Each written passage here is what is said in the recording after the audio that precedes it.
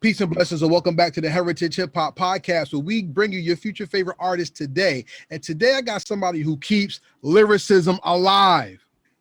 Let me tell you something. Real lyrics are still alive, and this is an artist that keeps those lyrics alive. Please introduce yourself to the people.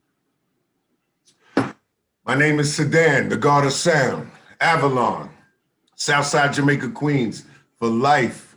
Remember that. DC, NC. We here. We 100% here. Bounty hunters, baby. We out here. And we're going to focus on that in particular. The God of Sound. Yes, sir. Is a title that means that not only do you make sound, but you live sound. Yeah. What is the sound that your life lives by? Well, my life has always been by the music. It's always, music somehow has always made me walk the path I walk. So I hear everything in something. The train going by when I was growing up in New York City has its own beat.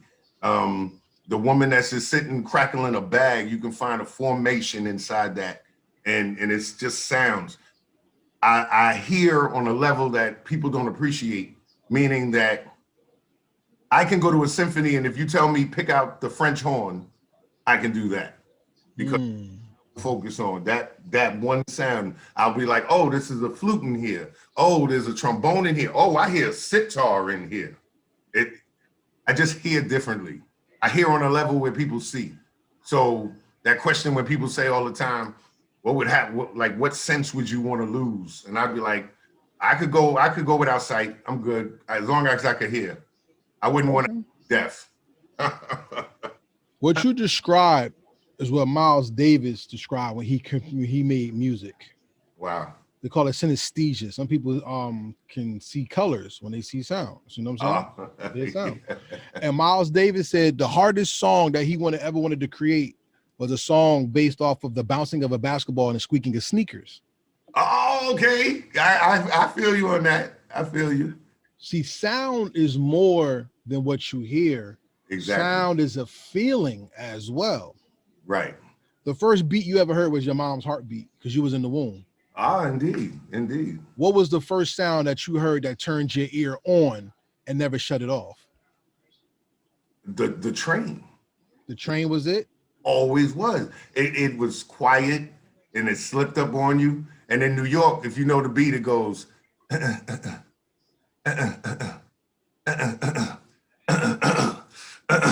and it just keeps doing that, and then it goes because that's that last car rolling over that last line. But those are the two wheels in between rolling over the train track when it splits in the middle. You can find a sound in a beat in anything, yo. I find sound amazing. And distance and the range and the things you can do with it. And sound you can use as a weapon. Sound is incredible. What's the video of dude breaking the sound barrier? I'm trying to sample that. That's interesting. That's dope. Because sound is just as alive as the man that walks down the street. Right. Sound has a personality. Right. And sound has ability. What superpower did you gain from sound? Okay. A lot of people I don't know how much of a comic book head you are, but I was a comic book head as a kid. And I really liked one particular dude. His power was that he couldn't speak because his voice was so powerful. Black Bolt. Oh, my man. And the name, listen to it. Black Bolt. And he just couldn't talk. So when I yell, Sedan, when I do my thing, I feel like it's like I can crush you with my voice. You know what I mean? And not only that, like you said with lyrics, I've said this for years. The words, they're so important. How could you talk about, yo, I'm an MC and I'm this, but don't use words with a 6th grade education or 6th grade learning of words. You have to elevate and get better and keep it pushing. I can't dumb it down no more. I can't. Once you know, you know. And when they say a picture tells 1,000 words, right? Mm-hmm. I will write 1,000 words and paint you that same picture. That's what I do personally. I respect that. That's how I feel about it. So let's go into your superpower. Because Black Bolt is inhuman. Yeah. Which means he lives forever. And his genes inspire the elevation of society. Because that's how I made the mutants were made. The Inhumans made the Inhumans made the mutants. See, I read comic books too. I got some shit. Okay, my man. And I want to talk to you about that because you have a power that most people don't. They respect, but they hate at the same time. Oh man, yeah, I know. And that's lyricism. Check this out. I know. Check this out. Yeah. What is your gift? Translating the sound or giving meaning to the beat? I'm going to give you another chamber. Okay. Hip hop mostly has always been driven by the beat. Yes. And as an MC, I always want one of the dopest beats behind me to flow on. Right. But we'll concentrate on the drum. My whole thing is, let's say I'm rhyming and the drums go out. I still want to make your head still go at that same pace, at the same beat that I started at. I'm not going, even if I'm off beat, I'm on. It has to be a syncopation. It has to be order. I can't understand why it's not taken more seriously. When I hear of an MC that goes in the studio and he's like, nah, I don't write shit. I just go. And I'm like, see. That's disrespectful. Yeah, I can't. I can't. When I came from a time of Slick Rick and Rakim and Cool G and people that today still can hang it. I don't understand why they paying these youngins to do whatever the hell is they doing, but that's not it. That's not it. I give you respect because Rakim just rocked down in my down here. That's my man in Jersey yesterday. Yes, I heard. And the crowds that come out for Rakim is different than the crowd that comes out for the younger generation. Let me tell you why. Of course. Rakim was able to rhyme hieroglyphics while others are rhyming ideas. Right. You rhyme in a way where it brings back that raw 90s official lyricism that people have been dying to hear because they're not being fed by the mainstream hip hop. Indeed. Why do you think the 90s era MC is what keeps hip hop alive even today? Is 20 or 30 years later from that. I'm glad you asked that question. Okay, so to begin this answer, I have to tell you, we both know hip hop began in 1973 in the Bronx. Okay. I was born in 1970. Okay. So as hip hop evolved, I am the child of hip hop. So by the time we get to 79, we now have Sugar Hill Gang. I am 9 years old. Then we have Tila Rock, that's who made me want to rhyme. It's yours? Oh my God. Contemplating, illustrating, description given, adjective expert, analyzing some on the musical mix, saying people of the universe, it's yours. Yeah. What? Yeah. That was the best shit I ever heard in my life. I said, yo, I need to learn how to do this. I said, find out words. My father said, look it up in the dictionary. Go there. Okay, gotta start with the words. Then it was, no, let me start associating words with things. Then coming to find out words in the English language, one word could mean two things, or two things could mean one word. Something to master. I never understood how a kid in school, and I don't care if you went to school at PS 30 or St. Catherine's, you should know how to freaking pass English. It's your language. No, talking about, oh, his name is Keith. No, his name is Keith with a TH. And now the dude's just gonna spell his name Keef. Fuck it. So it has to be a progression, and I say that to say, when hip hop became, I was the one absorbing it all. Hip hop is the only genre of music that we disrespect our elders. Talking about they old school, they old. You don't know what's old if hip hop is still not even 50. I'm not hearing you. I 50 last year. And I'm going to continue to do this as a independent hip hop god. I'm gonna earn it. I'm a god of sound. And what I hear is unacceptable. Unacceptable. I respect your I respect your idea because you just exemplify your song "Fuck Out of Here, Kids." What you just said. That song is very important because everywhere I go, dudes will be like, yo, listen to this, yo. And I'm like, first of all, he started rhyming on the same word that he's saying. Then he's not saying nothing. And if he is saying anything of any consequence, it's something bad.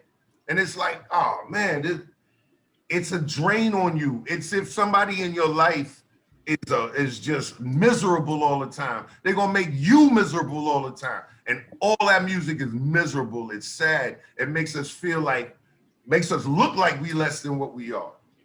So I don't understand what you're doing this for, just to put a phone of money up to your ear. You feel me? I don't get it. I don't get it. In reviewing your music, it took me back to Rakim's novel. That's a very good book. I read his novel. Yes, it is. I read it.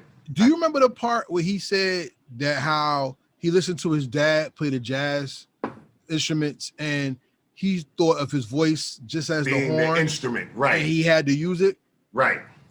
That kind of reminded me of you because you hit certain patterns in certain songs, and then your ad libs accentuate some of the patterns. Yeah, right. See, so I was listening to the always done on purpose. Yo, let me tell you, I do it all on purpose. People be like, "Oh, that's a bad recording. You didn't master it." No, I kind of did. I wanted it to sound gritty and dirty in the basement, hiding from your moms. We listening to beats, smoking weed for the first time. That's where I'm taking you. You know, and wow. I like that. That's where I'm going. That's where I'm going. I ask you that because a lot of your beats are very 90s hardcore, dusty, gritty beats, but you also have jazz in them too. Oh, got to. What's the importance of jazz, and how does jazz help bring your voice out? First of all, jazz is a good sound. Remember when you said certain sound has its power, which is it makes you feel a particular way. I control that. I decide what it becomes when I start it off.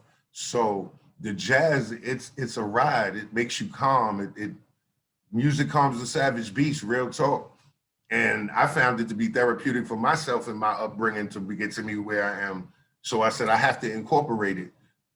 I just take what my father taught me and put my little twist on it and have fun and make something no one can make. I can take someone's beat that you've listened to every single day and make a whole new beat out of it, and I can't get sued. It's a wonderful thing to have. I respect that. Check this out, though. Go for it. Your brand of hip hop reminded me of why I started loving Redman and Boot Camp. Why I love Exhibit first album. It reminds me of Diamond D. You know what I'm saying? Wow. Okay. So when I'm appreciating your knowledge, brother. I really am. No doubt. Because your flow reminds me of when hip hop was early 90s. Like I said, I think some of the perfect beats outside of your ear that maybe you have rocked on that I haven't heard is like Onyx's second album beats. I can hear you on Last Days. Let me tell you, see now you really know what you're talking about, because to be honest with you, when I wrote half of the Veteran album, and there's secrets on that album I can't even tell you, but as far as that album is concerned, that song, We Only Live for Us on Onyx. All We Got Is Us. They've been armor metal, hand on the federal, and never settle. We were Carolina Herrera. Last day is not last. Oh, We Got Is Last Us. Days. Last Days. This is the last. That whole days, album. Yeah. Beautiful album. Beautiful. That's a classic. Thank you. I told Fredro that was underrated. It was underrated as fuck. Fredro, I love you. Sicky Fingers, I love you. Southside Queens represent for life. Yo, and rest in peace to my man Big Craig, who was down with them. All right. Yeah, grew up there. So yeah, that's hometown. That's hometown. Yeah, because your voice reminds me of that sound, because it's that sound that a hip hop head loves. You know what I'm saying? And then one of the beats on there, I heard I Spy, and I was like, Oh, I wow. could hear him on a gritty ass. Remember what was the song they did? Last Days remix with Method Man. I could have heard you on that. Oh, that was dun, dun, dun. This is for the Shut him down. Shut him niggas for down. no, shut him down. Still second Onyx album. The Okay, the remix to Last Days where they had the song with Method Man. Okay, because I only heard it with Dead Prez covering it. I never heard Method Man. See, I'll find it. You have a certain delivery that also reminds me of Redman. There's the Dark Side. Ah, see, yo, you're good. You're really good. His first album, What the album? Oh no, the one where he's in the mud yelling from his head. There's the Dark Side. There's the Dark Side, yes. Oh, Rockefeller. Oh, that's the dopest song in the whole freaking album, yo. And his ad-libs were magnificent. If there's ad-lib kings in hip hop, the number one was Slick Rick, because he mastered to do a double voice in the studio. Mm-hmm. And then like Dana Dane, kind of, those dudes. But Grand Poobah, dudes like that could double flip in the studio. And that shit was genius. That was fucking genius. And he's that the ha in the back. Yeah. Yeah. And I always loved his background. So I said, yeah, I'll do that. I like that shit. It's only background, sue me. That's why when I listen to your album, I sit back in my chair like an old man and go, like, you know how old men sit back and they think? I'm like, yo, this dude right here is taking it back. Yo. And that's refreshing. I'm trying to keep it where my target audience, let's keep it real, it's 35 to 65. That's my target audience. So if I'm doing the show somewhere, there ain't gonna be no youngin' underneath me doing the show, because that's not the crowd we gonna be with. You feel me? Mm-hmm. So that's my market. I'm grown. I got grown children now, but I still does this thing, and I can't let it go, and I shouldn't let it go. There's 70-year-old rockers that's still holding down stadiums, and dudes telling me you're old. Now I understand if I was old and bad. I understand if I was old and you don't want to step on the microphone against me. Totally would get it. But until you can breathe like me, keep that to yourself. But here's the thing, you're not old. No, I'm not. Because think about this. Young people call folks old relative to how long they think they're going to live. True. That's the sad part about where people have taken hip hop. Yeah. But I want to say this to you. It's going backwards. It's going way backwards. I want to say this to you, and I want to get your opinion on this. Okay. I don't think hip hop is music, though. I think hip hop is God, because the way you took it to somewhere else, I didn't expect you to go. Well, think about this. I'm not mad at you. Think about this. I'm in here. What's the most defining thing about hip hop to you? The most defining. That when you see it, hear it, say it, smell it, whatever, it's hip hop to you. What is the most defining thing that makes you say that's hip hop?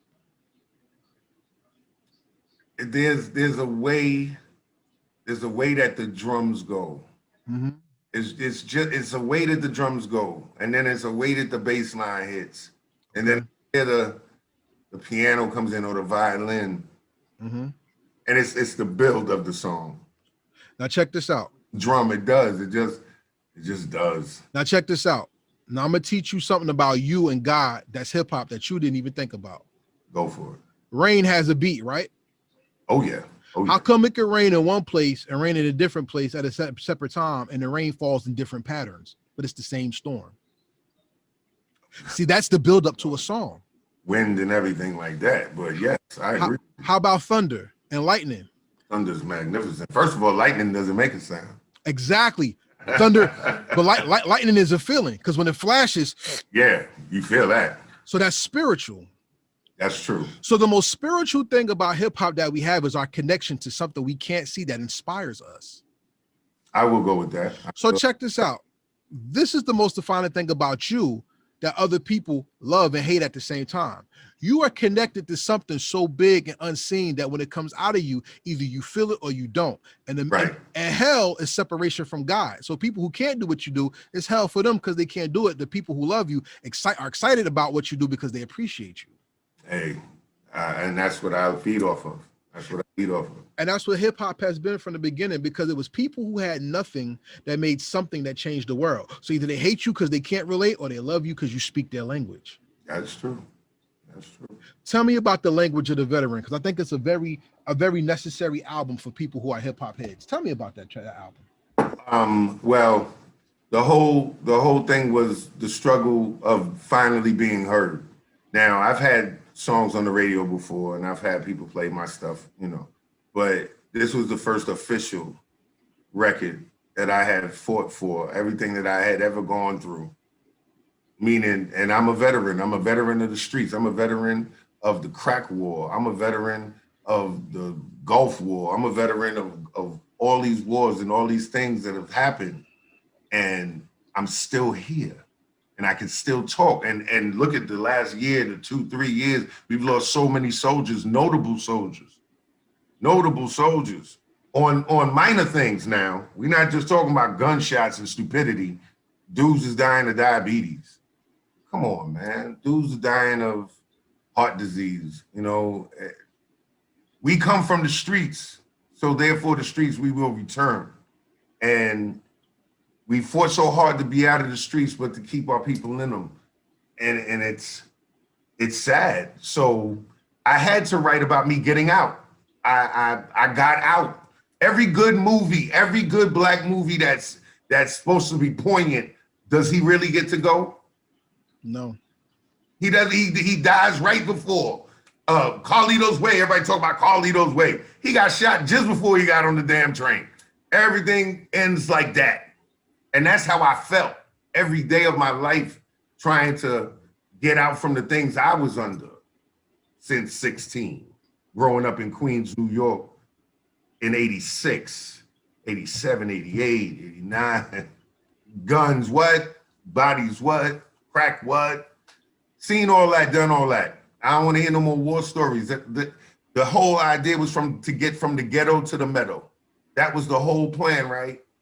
It was supposed to get from the ghetto to the meadow. So the veteran is, I fought a war in my own head, my own life. I fought up my own war. And now I am the veteran of that. And I will walk with my head up and speak thusly, not beneath myself. Why? Yes, we're going to have fun. We're going to have fun at this party, and you're going to listen to some good music, but you're going to learn something first. And before we even get to what you need to learn, you need to remember my name. Sedan!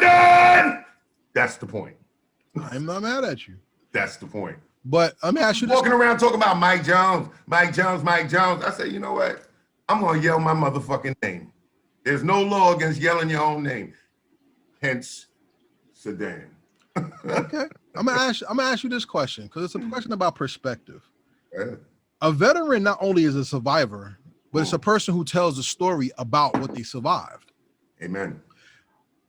You're familiar with the story Jack and Jill, right? No, I'm sorry, Jack and the Beanstalk. I apologize. That too. Yeah. So Jack, we've been told, was the young little boy who climbed the stalk and stole the giant's things, and the giant tried to get him, and he fell and died, right? Right. There's another telling of that story where the giants were the good guys, and Jack wasn't even a man, it was a woman. Wow. And Jack killed the giants and stole their riches to make a family, or her family, rich. And they said that the victory of Jack and the person who survives is the person who tells the story. Right.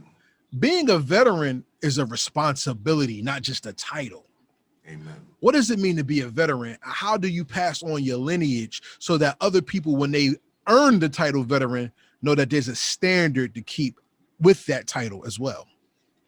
Make it about some pride. Make it about some pride. Or own it.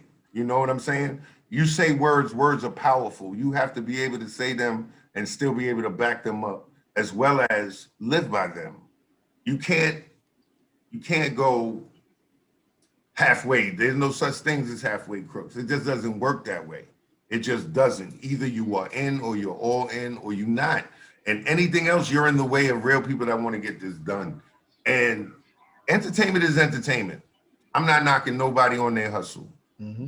Just step aside of my lane and don't get mad if my lane starts crossing into yours, because now people want to hear that shit. They don't want to hear what you're talking about no more. You're not talking about nothing. How many times we go into the club? How many times we shooting at somebody? How many times the bitch got a fat ass? How many times?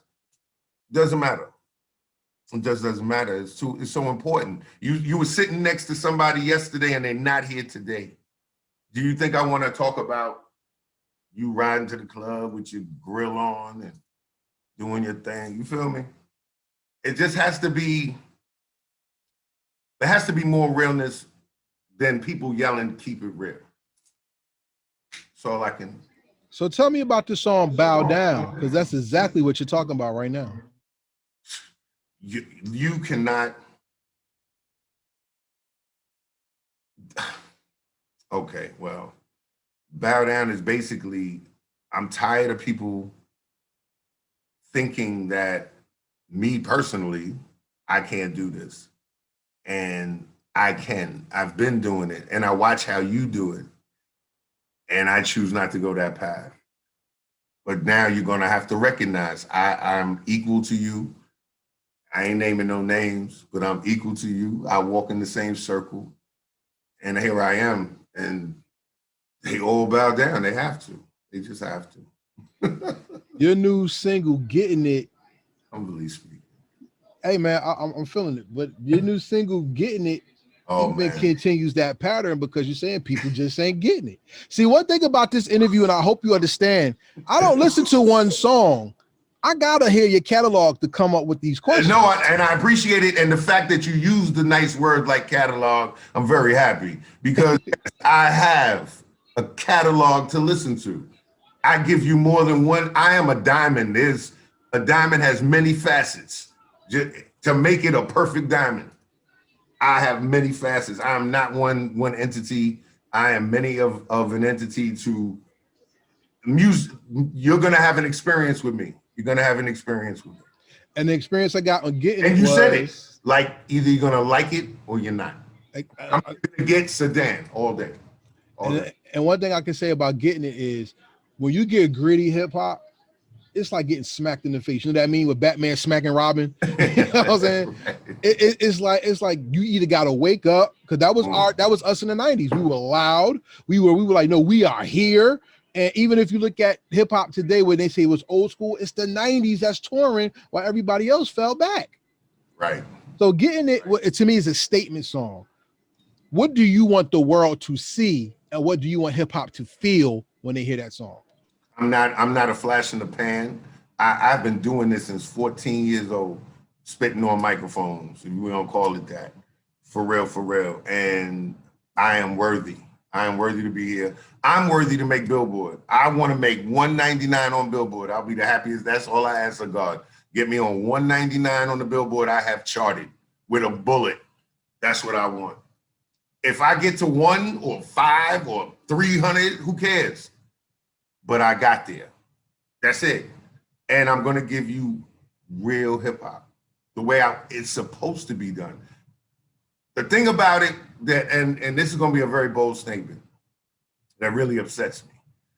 I thought like Eminem did back then. And I didn't say certain things on the microphone because I was like, yo, they'll lock me up.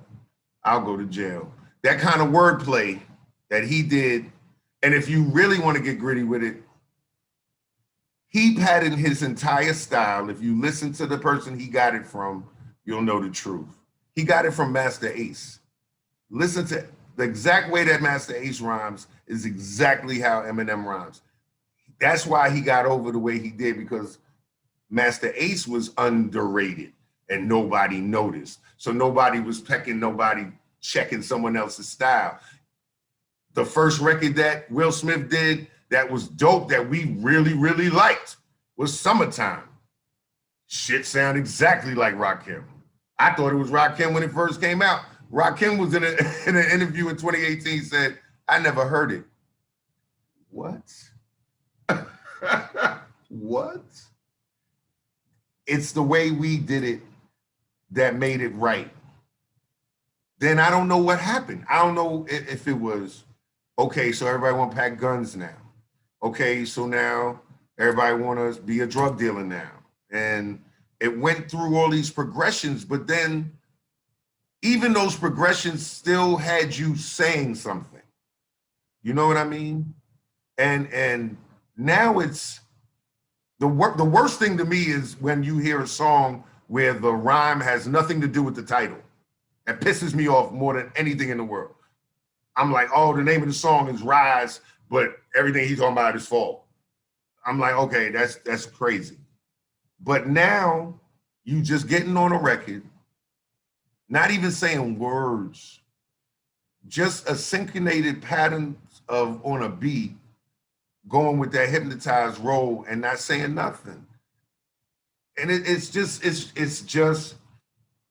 it's mind numbing is the word I gotta use. It's mind numbing. It's not stimulation anymore. It doesn't make me want to come out the house and go jump around. I want to see a dude where now I want to pay $50. I'll sit in a chair and watch somebody jump around on stage all day, especially if you're good at it. That nigga be paid out the ass. That's funny. Niggas in there with $50 want to see this nigga jump around like a fool, and he good at it. Yeah, I think I want to enjoy that. And I know I'm safe, and I know I'm grown. I can have a singer underneath me. I can have a jazz band underneath me and keep it so rugged, but yet so smooth. I respect that. I respect that highly. So part of not selling out. It's not. We old men now. That's why my last show I was in sandals. I said, I'm gonna go and do a bucket list. I'm gonna go bust a rhyme on a stage in Southside Queens in sandals, and I did it. That's funny. And I did it. And one dude caught me on it. One dude said, "Yo, dog, really sandals?" but check this out. Movement comes from words, but also comes from beats. You do your own production too, huh? Put it this way: the beats, there's some that I make, some that I have people make. But I got a bucket list for you. I can't. Oh, come on, producers? Yep. Oh, first would be Havoc off the break. First would be Havoc, then Premier, then Ninth Wonder, Alchemist. Oh, go crazy for Alchemist. But you know who I want to hear you on? Don't say Kanye, please. No, I want to hear you on Eric Sermon's beats. Okay. Eric Sermon's on the Funk, Dr. Spock, and all of them. Yes. That's what your voice reminds me of. I'm with it. I want to hear you on some Easy Mo B and some Dame Grease, some DR period. Wow. I like him. I like him a lot. And if I could flip it, I want to hear you on some Sir Jinx. I'm not gonna say nothing. Okay, cool. But that's how your voice carries because you have a very strong voice. Well, a lot of people sound like hip hop is right now into the young phase. So a lot of young men sound like they prepubescent or they just hitting puberty. You know who I would love to do a beat with, and I think it would be a hit. And I wish he would call me. And this is my word. Scott Storch. That would be interesting. Like Scott Storch. His beats are insane. I really, really like him. I have had for a long time, but not over a Havoc beat. I'll take a Havoc beat all day. Havoc all day? Havoc is the man? Havoc all day. Let me whoever my man Big DS, rest in peace, with Onyx, their first producers too. Because that was DS and Fredro, right? Yeah. Or was it Shot Skills? No, Shot Skills. Shot Skills. Rest in peace. It definitely did throw your guns. Shot Skills passed away, right? Yeah. Rest in peace to Shot Skills. Yeah. Queens, baby, Queens. I want to ask you this. You know what? I'm gonna save it because I like you. I'm gonna save it. I'm gonna challenge. Well, thank you for liking me, dog. So I'm gonna building, baby. Yeah, I'm gonna challenge you later. But since you brought up Havoc, okay, what makes a beat your partner instead of a punching bag that you exercise on lyrically? Okay, you know how a beat is. Okay, see, I'm expecting you to know what I'm thinking. How I roll with it is, you remember how girls used to wait to get into the Yeah. Double double Dutch. Yeah. So a havoc beat to me, it comes on, it's just and you gotta you gotta just jump because listen to all of Mobb Deep shit where Prodigy jumps in. He never jumps in on beat. He jumps in on slide, and you be like, wow, why'd he come in there? But it's because it's those type of beats. It's a beat to ride. It's like a being on a boat and it's perfect. It's just, his beats are like that, and oh my goodness. But then I could take it to another spectrum. Okay. Somebody like Pharrell, because his beats, and I used to know him out in Virginia Beach too, and his beats they stutter, and I like a stutter beat because if you stutter, I can stutter. You give me an out to play with words. So if see, that's why dumb music to me now is better for me. The dumber you are, the more I have fun because now I can make sounds like you, but still give them lyrics. So you think I'm gonna come like you and still give them lyrics, like go, nothing but a sedan as I chase away, I flow to make it rope it dope as hell. Shit, you heard me from the intro. And we're like, wow.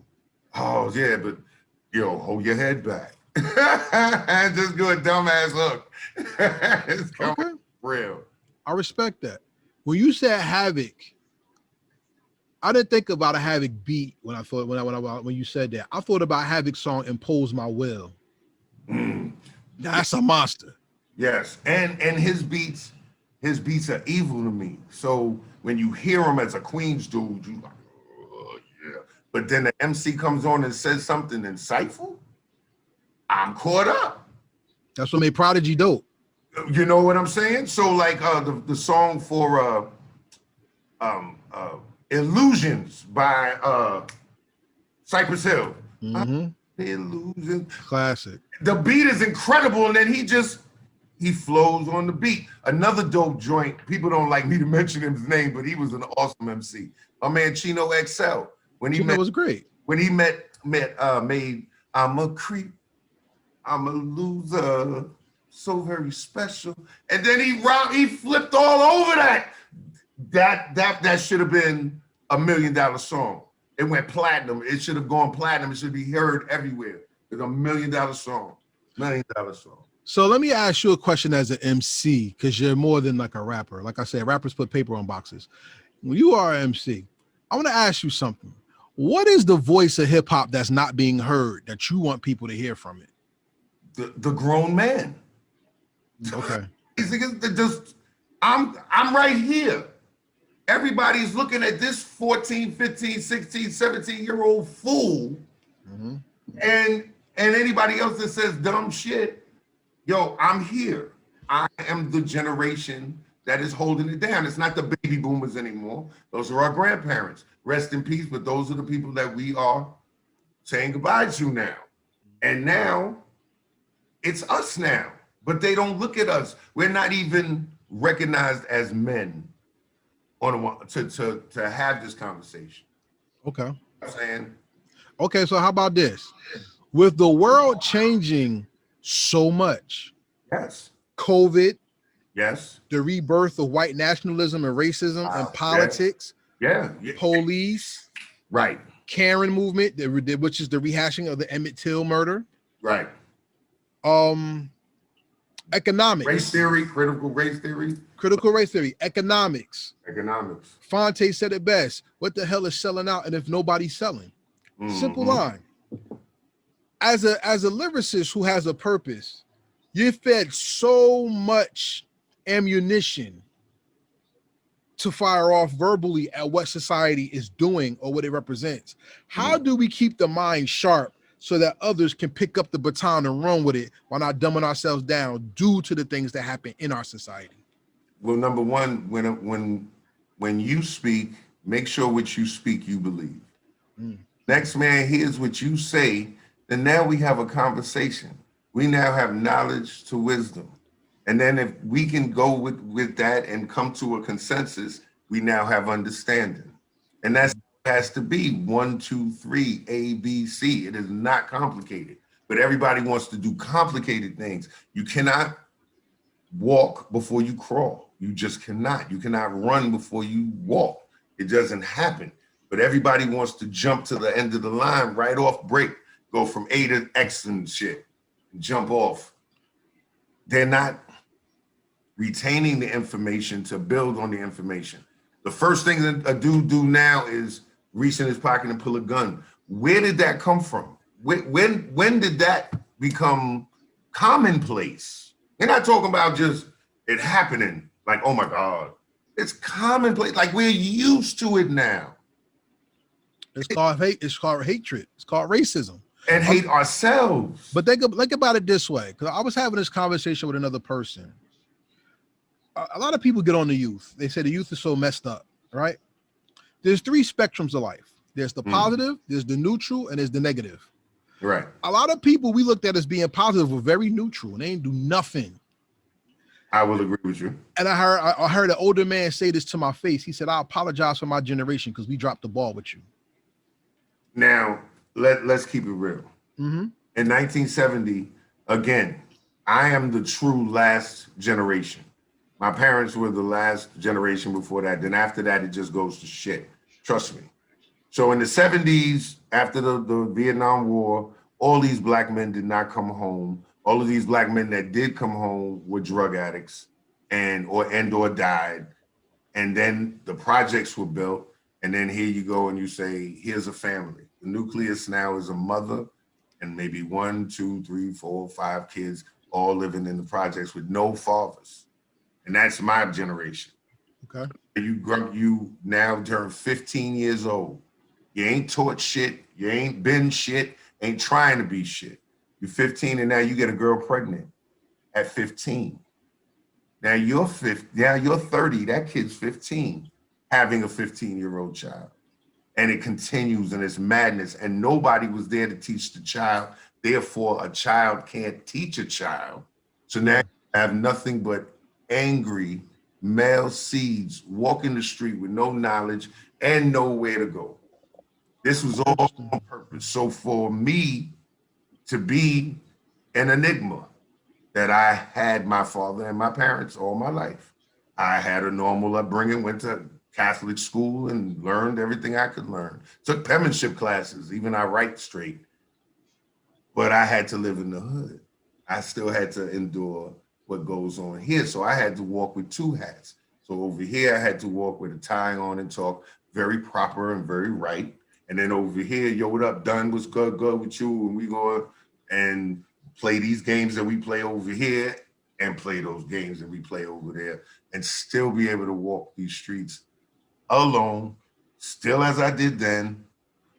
I walk with so much as on me that I would love to let it go, but I haven't met the people right yet to tell them what to do with this knowledge.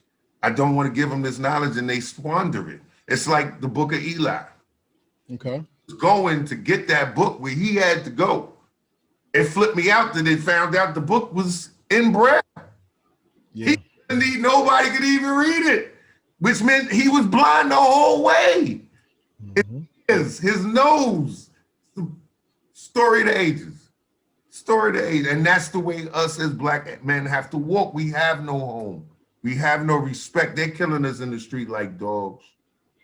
If I'm going to go home and listen to music, either it's going to be instrumental with no one saying anything, or you're going to make my brain work.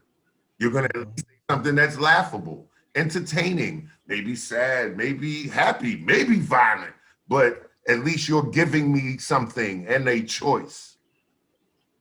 You accomplish yourself as being one of the long line of orators that represent the inner city. What did hip hop teach you that school didn't?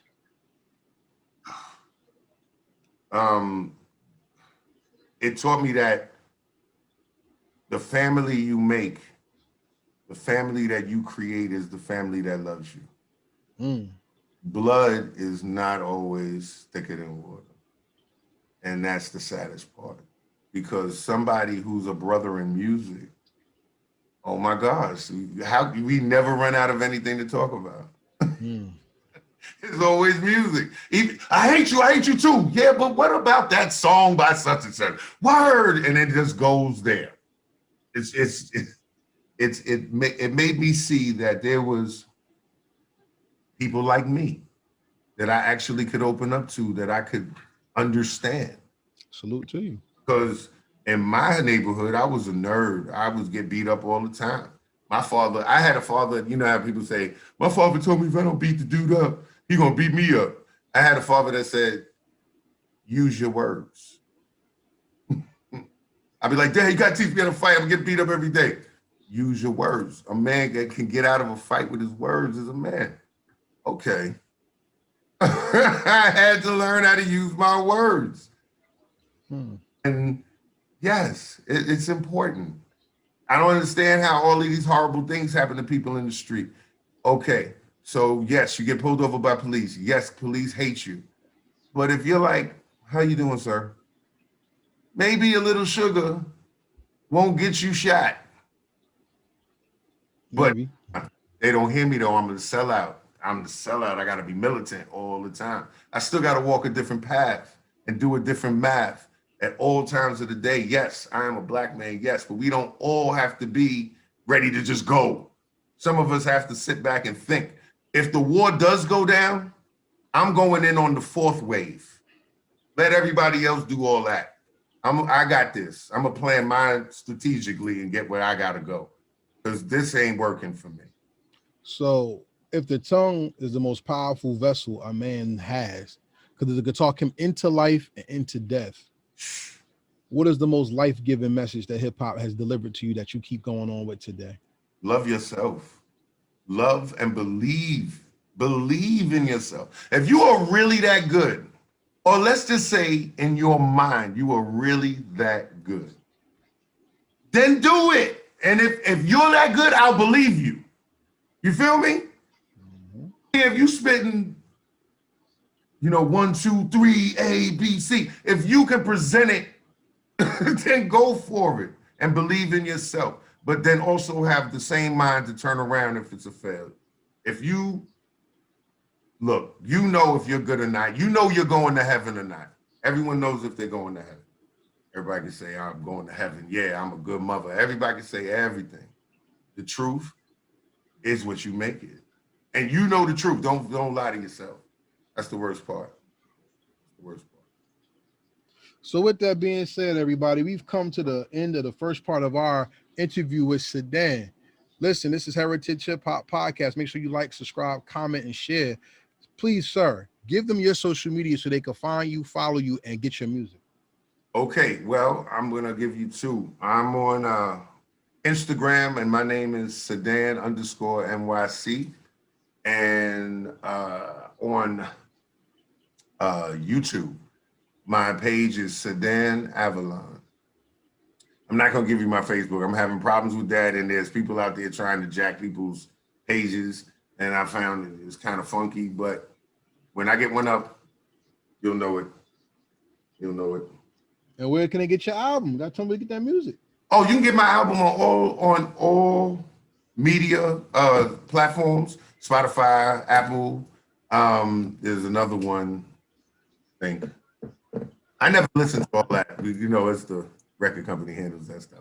But it's on DJ Cisco, Radio Global. You know what I'm saying? Me and my man been friends since 35 years now. And that's my man. And so, I got The Veteran out already. The Veteran 2 is coming very soon. And there's an underground CD. I don't have one here to put in to show you. There's an underground CD right now going around called PTSD.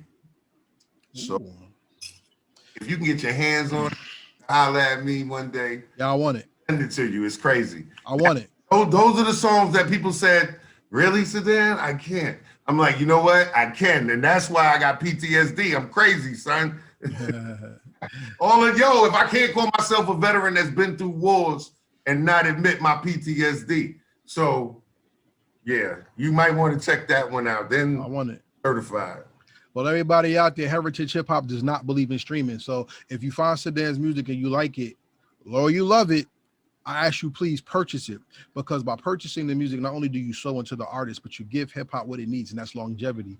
We lived through Donald Trump. Now we got Corona coming back. And listen, if the internet ever went down, if you don't buy your music, you're renting your music, and that's the new slavery. So I ask you, please be free enough to own your music and to give the respect to the artist. So please, may I say one thing? buy your music. What's up, sir? I'm sorry. First of all, I just want to say rest in peace to my sister. I didn't get a chance to say in the beginning. Today is her birthday. She would have been 47 years old today. She was, salute, sis. And most of the time with my music and what I do is I can't understand why I'm still here. Between my sister and me, there's no reason why she's not here and I am. So therefore, every day to me is a gift that I got for her. So yeah, my words have to matter. And yo, go out and get vaccinated, yo. I'm sorry, I had to say it. Okay. Hey, some people still ain't with it. Some people and drink twisted tea. Make sure you drink twisted tea, son. Get your twisted tea. It's Sedan love, baby. Well, obviously he thinks the interview's over, but it's not. It's now time for the rapid fire questions. Oh shit, okay. So the rapid fire questions are not yes, no questions. These are questions designed to show your depth of hip hop knowledge and your connection with the culture. Are you ready to go? Oh. What song or album from another artist perfectly describes you? Mahogany by Rakim. Ooh, that's a deep one right there. Okay. No, I'll save it. I'll say that was my first one. I always go with my gut. That was it. Final answer. Okay. Second question. Queens is big, so it has a lot of representatives. Yeah. Who is Queens when it comes to hip hop? Mikey D. Mikey Destruction. That's Queens, baby. LL is Queens. Of course he's Queens, but he's also Hollywood Queens. And there's Tribe Called Quest, and there's Run DMC. But right there is Mikey Destruction, baby. Name him from Queens. You just gonna say, oh, well, the hip hop is over there. Yeah. Okay. And that's my man. That was my mentor. Yeah. Salute to Mikey D. Glad to know him. What's the perfect hip hop beat? Meaning, if this person never came out with that beat, it would have been your first single. Burn by Mobb Deep. That's a nice one. Burn is a classic. Boom, boom, boom, boom, boom. Oh, that bass line is ridiculous. Yeah. Burn is a classic. Yeah. Next question. What's the perfect remix? The best remix of all time. The best remix of all time. Oh my God, the best remix. Oh, that's a hard one. Damn. Okay. I will say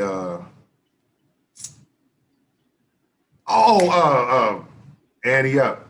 Annie Up. Ooh, okay. Annie Up is the best remix of all time? Got to be. A remix? You said remix, yeah. Remix. Okay. Yeah. Next question. You are a lyricist. Everybody, this is not somebody who raps. This is a lyricist. So my question to you is this. Sometimes we have songs where somebody steals the song from the main artist. That's called the feature or the guest 16, right? Okay. Who has the best feature verse ever in hip hop? Oh,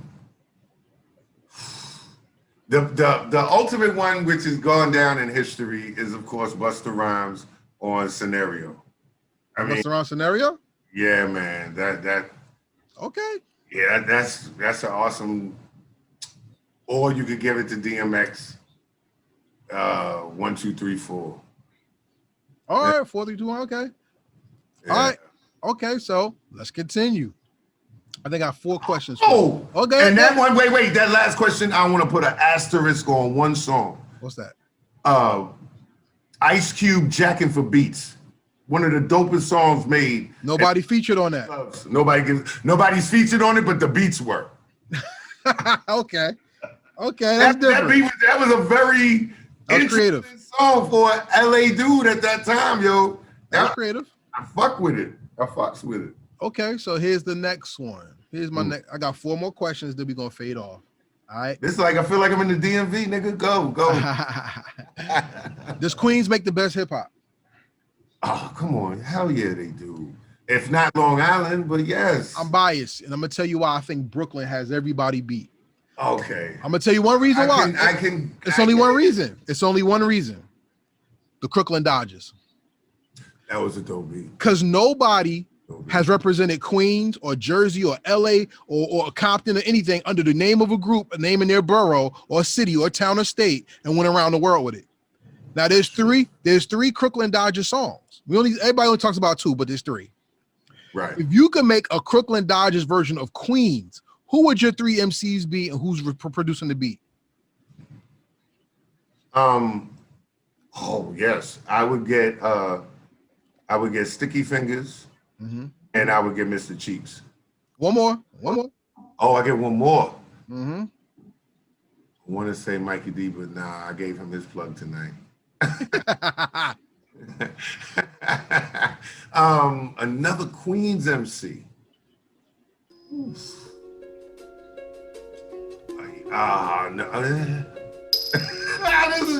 This is a hard one. You're a producer. You're making a song. What's up? You said Sticky Fingers, Mr. Cheeks. Go ahead. And Run. Wow. Rev Run? Who's doing the beat? Premier. I would definitely, you can't go wrong with Primo. All right. Gotcha. 3 more questions to go. How we doing tonight? I don't know. How you like your interview, man? How we doing tonight? I'm doing great. I hope no one else tunes in and be like, "Oh, I hate Sedan," because I'm telling you, I have high standards, yo. People look down on me quick, yo. I'm holding it down, okay. Nah, I think this is good. I want to know. And when we talk about music, I'm happy. So I'm like a kid in a candy store. Go ahead, go. What's the most important song to hip hop? Welcome to the Terror Dome, huh? Much trouble on my mind. Refuse to lose. Here's your ticket. Hear the drummer get wicked. Okay, I got you. Punch you in your face, hip hop that was saying something. What? So here's my second to last question. Ja Rule. My second to last question is this. Ja Rule song, wait, before you go. Ja Rule song, Every Little Thing That You Do. That's another song that is dope as fuck. Because he starts over, he goes, now when I first met her, all I thought was dog. If you could go and go and yell at a bitch, just scream the panties off. Yes, that song was hot. That song had a minute, son. What? All right. That song had a minute in the club. You're like, any little thing that you do, between me and you. Oh my God. The song was dope. The song was all right. Second to last question, yo. Cause you like beats. I do. Who's the real godfather of hip hop? James Brown or Bob James? Ooh. I gotta say James Brown. James Brown. Name a beat, it's in it. Name a beat that was used over and over and over and over again. The same fucking beat, still James Brown, all day. Okay. All day. So, ladies and gentlemen, we've got to the most important question of the first interview. I'd like to thank Sedan for appearing on Heritage Hip Hop. If you like what you've heard today, make sure you subscribe to heritagehiphop.com. You can follow us on Spotify, Anchor.fm, iTunes, YouTube, IG, and all social media. Just Google us and make sure you follow Sedan because he has great music that you should be listening to. Because if you like lyrics and you like someone who actually cares for the culture of hip hop, this is Veteran 1 is an album that's on all streaming platforms that I ask you to buy, and look for Veteran 2 coming soon. What did you think about the Veteran 1? Did you like that? I seriously love the jazziness of it, and I like the wordplay of it. What was your favorite song on that? Because I have something going on with DJ Cisco, and he has one, and I got one. So this question is going to be asked of every DJ that ever listens to my record. So what was your favorite? I'm gonna pull it up. I'm gonna pull it up right now. Song. I'm gonna pull it up right now. Okay. So I could tell you. Mm-hmm. The thing I did not like I'm not trying to take over your show. No, that's fine. I love you ask me questions. It's all good. The one thing Awesome. I didn't like, I heard the interlude, the Veteran interlude, 2 or 3 times on the joint because it came before Sweet and Low. Right. And I was like, why would he do it again to lead into the song? That wasn't me. That wasn't me. Okay, because that was one of those. It happened, but my attitude has always been, and Cisco will tell you, it's been mistakes only. Look, let's make this like this is the last time we gonna ever do anything. Now, of course, I'm gonna mix it down and take my time. But when it was made, it was either you gotta go through the whole process again and put it out. And I was like, well, it's not so bad. So I got a producer I want to challenge you with. That's all I'm gonna say. Ooh, anytime. Yeah, and I mean that. You come out to Jersey? I will. Yeah, I need you to come out to Jersey. I'm inviting you out. I'm inviting you out as a guest for me to introduce you to a producer. Okay. That's how much I respect you as a lyricist. Oh man, challenge accepted. I'll even buy a new notebook. Thank you. Okay. Yo, can I keep for 2 more songs while I'm there? Let's do it. You like, man. I didn't answer the question. You got out the question. No, I did, because fuck out of here, kids. School of Hard Knocks. I Spy. I like Bow Down. I like Get That. I like, those are my songs. Those are the songs I heard. And I was you like School of Hard Knocks? Yeah. You don't like it? No. Okay. See, I'm not supposed to say, nah, I'm gonna keep it real. Certain songs on there were picked by someone else because I'm biased, of course. Yeah. But the ones that were picked, I was like, damn, that's not really showing my skill. That's why I liked it, because it's a different pattern than some of the songs on the album. So it showed that you have some type of versatility and not just a one pattern rapper. That's why I liked it. And I was making sure in that particular song that I wanted to say things that I wanted people to hear. Right. Like, okay, like that line I said, brothers walking through floods with 50-inch plasmas. I remember that watching what's Katrina, right? Dudes pushing TVs in water, and I was like, it bugged me out.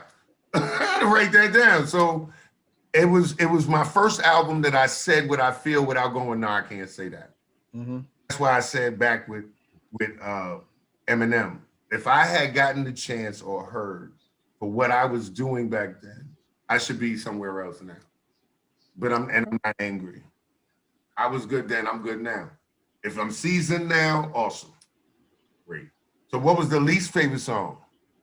I told you it was the interlude part, hearing that back and forth. The interlude, okay. I like the album. Like I said, it's in my purchase bucket right now, because I will be buying that. I like the album a lot. And I want to invite you out to Jersey. I want to introduce you. I want to introduce you to a producer. I want to challenge you, because I like your lyricism, and I want to invite you to appear on the radio. So that would be awesome. So I like it. Awesome. Can we go to a Giants game, or at least go to the parking lot? I work there. Man, I'm there all the time. I work there. See, this was meant to happen. This was meant to happen. And now I'm going to Jersey right. Hold up, bye. I'm headed to Jersey right now. I really offer that. I offer that to you. So here's my last question for the interview. Once again, I want to thank you for coming on Heritage Hip Hop. My most important question for the first interview, and I say first interview because we have an open door policy. You can, whenever our Veteran 2 comes out, you're welcome to come back and we talk and chop it up after I listen to it, or if you want to preview it, review it, whatever. You have an open door policy, so you're always welcome to come back. Oh, thank you so much. That's awesome. So here's my last question. 500 years from now, they're going to see Sedan in the Hip Hop Hall of Fame Museum in the Bronx. So that's 23, because it's going to open up in 2023, right? And somebody's going to say, who the hell is Sedan? So what is the Sedan? And they're going to push a red button, and your hologram's going to come out the wall, and they're going to listen to your music. So 500 years from now, somebody's going to be reintroduced to your sound. What is the legacy you left behind that made the world better because you made hip hop music? There's no blinders over my eyes anymore. Once you see it, you see it. Once you know it, you know it. You can't lie about it anymore. You're gonna get what it is. I can't flub it or make it what it isn't. You know what I mean? So we can dance to this, but you're gonna get the truth. It has to be the truth now at this point. There's too many people that count on it. And it's like, wow, okay. And this was what was going on then. And why was it going on then? We have to learn from our history, not hide it, you know? So with that being said, everybody, remember that hip hop is truthful, and truthful is something that's moral, and moral and truth is God. And if God is righteous, that's why he's forever. And hip hop will never die as long as you do it correctly and you inspire others to come after you. I like that. This is Karev at Heritage Hip Hop with Sedan, lyricist, a veteran, and Veteran 2 coming real soon. Go pick that up. And with that being said, we say peace, and we out. Out. Thank you for watching our presentation. We ask that you subscribe to our YouTube family and hit the notification bell for updates. Please like, comment, and share this video.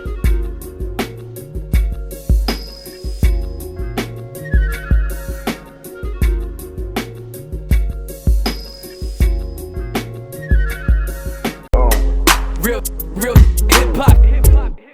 Real